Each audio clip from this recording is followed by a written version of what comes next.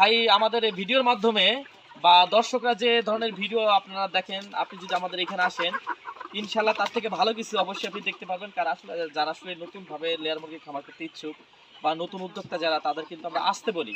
কারণ একটা বড় প্রজেক্ট যখন আপনি নিজে ঘুরবেন, একটু দেখবেন, তাহলে কিন্তু আপনার মুরগির প্রতি যে ভালোবাসাটা বা খামারের প্রতি যে ভালোবাসা, এটা কিন্তু আপনার এমনিতেই বেড়ে যাবে। সেক্ষেত্রে কিন্তু আমরা আসতে বলি। যারা আসলে প্রতারণার ফাঁদ না, তারা কিন্তু খামারে নতুন একটা পার্টি কখনো আনতে বলবে না, বা অন্য জায়গাতে একটা মুরগি এনে ডেলিভারি দিবে।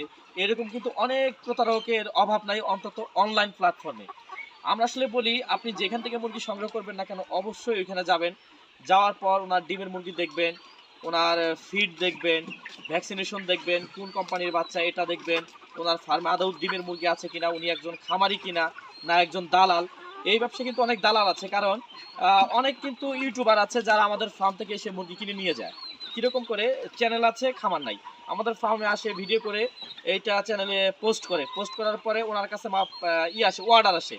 অর্ডার আসার পরে কি হয়, আমাদের কাছ থেকে 90 দিনের মুরগি কিনে নেয়। কিনে নিয়ে যে ভাইরা আসলে মুরগিটা নেয়, ওনাদের ওখানে যে বলে যে এই মুরগিটার বয়স 110 দিন, 115 দিন, তাহলে কিন্তু আপনি কি হচ্ছেন, প্রতারিত হচ্ছেন এখানে।